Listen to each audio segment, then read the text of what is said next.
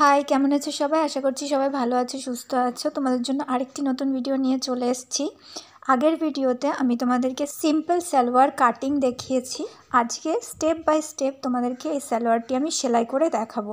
যারা একদম নতুন সেলাই শিখছো তারাও একবার মনোযোগ দিয়ে সেলাইটা দেখো, দেখবে খুবই সহজ এবং খুব সহজভাবে স্টেপ বাই স্টেপ আমি শিখিয়ে দেবো। তোমরা একবার দেখলেই নিজেদের জন্য এরকম একটি সালোয়ার তোমরা বানিয়ে নিতে পারবে। আর কাটিংয়ের ভিডিওটি এখনও যাদের দেখা হয়নি, এই ভিডিওর ডেসক্রিপশানে লিঙ্ক দেওয়া থাকবে। তোমরা যদি শিখতে চাও কাটিং কী করে করেছি, তাহলে তোমরা সেখান থেকে ভিডিওটি দেখে নিতে পারো অথবা চ্যানেল ভিজিট করেও দেখতে পারো। তো চলো তাহলে সেলাইটা তোমরা দেখে নাও। এখানে দেখো আমি ওপরের দিকের প্রথমে বেল্টের পার্টটা নিয়ে নিয়েছি। এখানে দুটো বেল্ট পার্ট রয়েছে আর সোজা সাইড মুখোমুখি রাখা আছে। তো এখানে এক সাইডটা আমি শুধুমাত্র আধা ইঞ্চি মতো মার্জিন নিয়ে সেলাই করে নিচ্ছি। দেখো আমি সেলাই করে নিয়েছি বেল্টের এক সাইডটা, আর আরেক সাইডটা ওপেন রয়েছে এখানে।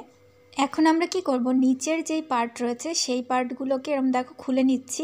এখানেও একটা সাইডের আসনের সাইডটা আমরা সেলাই করে নেব। এখানে দেখো সোজা সাইড মুখোমুখি রাখবো দুটোর, আর রং সাইড বাইরের দিকে রাখবো।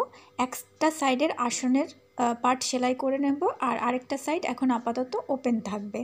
তো এখানে বেল্টের আর নিচের অংশটা সেলাই করে তোমরা চাইলে ওপর দিয়ে একটা চাপ সেলাইও দিয়ে নিতে পারো। এখন দেখো বেল্টের এই সেলাইটা আর হচ্ছে নিচের সাইডের এই সেলাইটা, এই দুটোই কিন্তু আমাদের পেছনের দিকের সাইডে আসবে, অর্থাৎ ব্যাক সাইড হবে এটা আমাদের।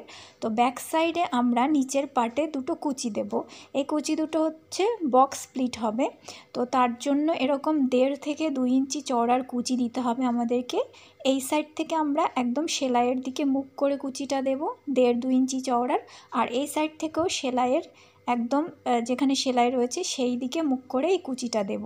তাহলে আমাদের এখানে একটা বক্স স্প্লিট তৈরি হয়ে যাবে উল্টো সাইডে। এরকমভাবেই আমাদেরকে দিতে হবে। এই পর্যন্ত যারা সেলাইটা দেখেছো তাদের সকলের কাছে আমি হাত জোড় করে ক্ষমা চাইছি, কারণ আমি বাকি ভিডিওটার কিছু অংশ রেকর্ড যখন করেছিলাম আমি খেয়াল করিনি, আমার ক্যামেরাটা অন ছিল না। তো সেই ভিডিওটা আমি রেকর্ড করতে পারিনি। তো তার জন্য আমি এখানে কিছু ছোট কাপড় নিয়ে তোমাদেরকে দেখিয়ে দেব এবং বুঝিয়ে দেওয়ার চেষ্টা করব। আশা করি তোমাদের কোনো অসুবিধা হবে না। আর যারা বুঝতে পারবে না আমাকে কমেন্ট বক্সে জিজ্ঞাসা করবে, আমি বলে দেব। দেখো সেম প্যাটার্নের আমি ওপরের বেল্টের পার্ট এবং নিচের পার্টটা কেটে নিয়ে সেলাই করে নিয়েছি এখানে। তো আমরা যেইটুকুনি দেখিয়েছি সেটা হচ্ছে এখানে নিচের পার্টে আমরা দুটো বক্স স্প্লিট তৈরি করেছিলাম এই সেন্টারের দিকে বা সেলাইয়ের দিকে মুখ করে 1.5 ইঞ্চি চওড়ার। তো এটা তৈরি করে নেওয়ার পর কি করতে হবে বাকিটা আমি তোমাদেরকে এই ছোট্ট কাপড়ে দেখাচ্ছি কিছুটা পার্ট। এখন দেখো এখানে যে সেলাইয়ের জয়েন্টটা রয়েছে আর এটা পেছনের সাইডে আসবে, আর তার উপরে সামনের সাইড দিকে এরকম করে বেল্টটা আসবে। তো এখানে এরকম ভাঁজ করার পরে এই সাইডে যে ভাঁজটা পড়বে সেখানে আমি একটা মার্কিং করছি, আর এ পাশেও ভাঁজের মধ্যে আমি আরেকটা মার্কিং করছি। তোমরা এরকমভাবে মার্ক করে নেবে।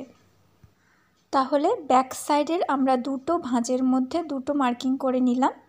এখন দেখো এই যে ব্যাক সাইডের এই সেন্টারটা এই সেন্টারের সঙ্গে আসবে, আর হচ্ছে ব্যাক পার্টের বাকি যে অংশটা রয়েছে দেখো এখানে একটা বক্স স্প্লিট দিয়েছিলাম, তারপরে বাকি যে অংশটা রয়েছে এই দাগটা পর্যন্ত, এই দাগটা আমরা নিচের পার্টেও টেনে নিচ্ছি। এই পর্যন্ত কিন্তু আমাদের আর কোনো কুচি হবে না।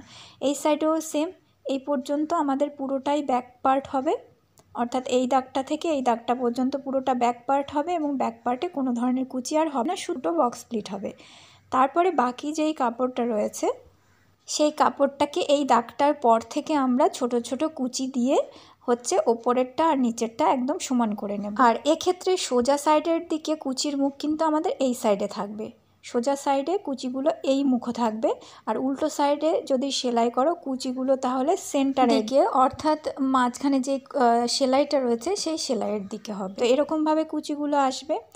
মোটামুটি তোমাদের বড় সাইজের জন্য বড় কাপড়ে যখন করবে 10-12 থেকে এর থেকে বেশিও কুচি আসতে পারে। এটা যেহেতু ছোট কাপড় সেই কারণে এখানে আমি মাত্র 2-3টে মতন আমার কুচি পড়বে। তো এরকমভাবেই তোমাদেরকে আমি দেখিয়ে দিচ্ছি। এবার দেখো এখানে ব্যাক সাইডের যে দাগটা রয়েছে এক মাথার দাগ থেকে শুরু করে অন্য মাথার দাগ পর্যন্ত আমরা আধা ইঞ্চি মার্জিন নিয়ে সেলাই করব। আর মাঝখানে কিন্তু বক্স প্লিটগুলোকে আমি পিন দিয়ে আটকে নিয়েছি যাতে খুলে না যায়।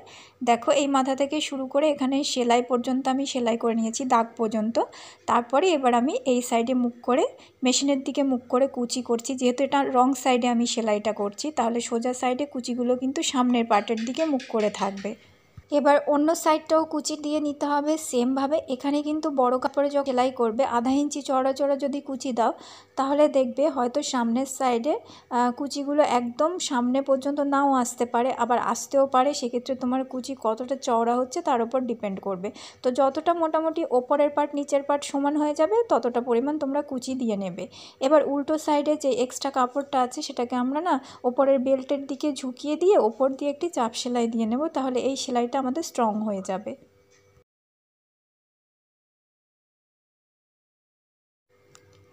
এখন দেখো এবার এরমভাবে আমরা ভাঁজ করে নিয়ে অন্য সাইডের যে আসনটা রয়েছে সেটাও আমরা সেলাই করে বন্ধ করে নেব।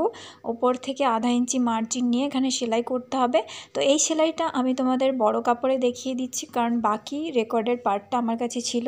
তাহলে চলো বড় কাপড়ে দেখি। তো আমরা যখন এই সাইডটা সেলাই করব তখন আমরা একবারেই এখানে ফিতে ঘরটা তৈরি করে নেব। তার জন্য প্রথমেই আমরা ওপর থেকে নিচের দিকে 1 ইঞ্চি মতো সেলাই করব, তারপর আধা ইঞ্চি মতো সেলাই ছেড়ে দেবো, অর্থাৎ সেলাই করব না। তারপর আধা ইঞ্চি পর থেকে আবার একদম নিচ পর্যন্ত সেলাই করে বন্ধ করে নেব। তাহলে আমাদের কি হবে, একবারেই আমরা যখন বেল্টের বা ফিতের জন্য ঘরটাকে ফোল্ড করব তখন একবারেই ফিতে ঢোকানোর জন্য এখানে যে ফাঁকা জায়গা রাখতে হয় সেটা রেডি হয়ে যাবে, আমাদের ফিনিশিংয়ের সাথে রেডি হয়ে যাবে।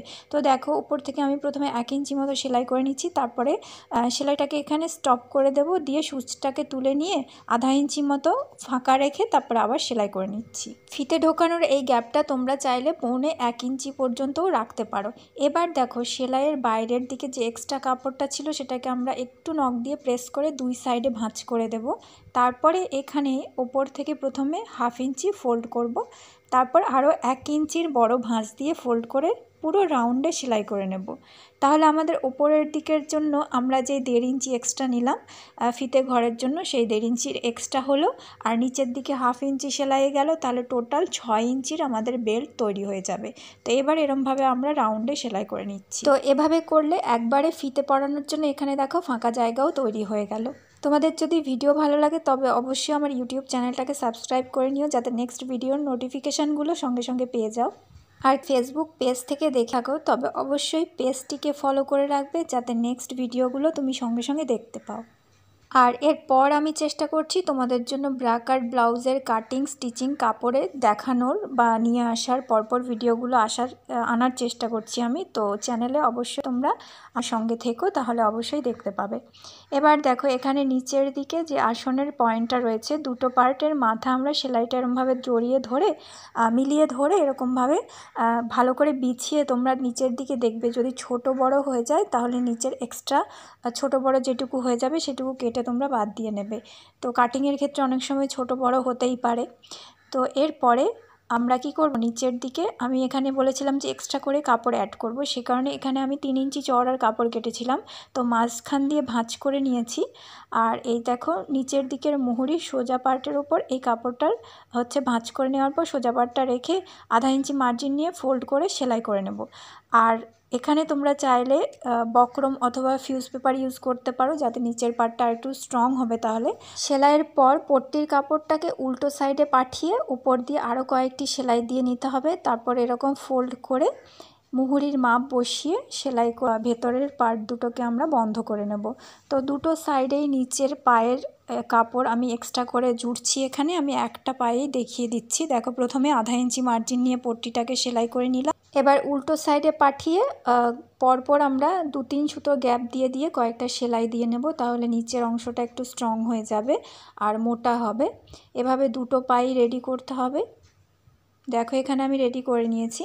এখন আমাদেরকে পায়ের মুহুরির ফাইনাল মাপটা বসাতে হবে, তোমরা তোমাদের মাপ অনুযায়ী বসিয়ে নেবে। এখানে আমি দুটো পায়ে বসিয়ে নিলাম। এবার দেখো প্রথমেই স্টার্টিংয়ে আমরা 1 ইঞ্চি মতো সেলাই মার্জিন রেখে এরকম শেপ দিয়ে যত ওপরের দিকে উঠবে সেলাই মার্জিনটা একটু কমিয়ে নেবে, আধা ইঞ্চি মতন করে নেবে। এরকমভাবে সেন্টার পর্যন্ত, আসনের সেন্টার পর্যন্ত সেলাই করবে। আর অন্য পায়েরও সেম এরমভাবে প্রথমে আসন পর্যন্ত সেলাই করে নেওয়ার পর এখান থেকে নিচের দিকে আধা ইঞ্চি মতো করবে, আর একদম নিচের দিকে সেরকম শেপ দিয়ে 1 ইঞ্চি মতো সেলাই মার্জিন নিয়ে সেলাই করে নেবে। তো যে কোনো এক সাইড থেকে তোমরা সেলাইটা স্টার্ট করবে।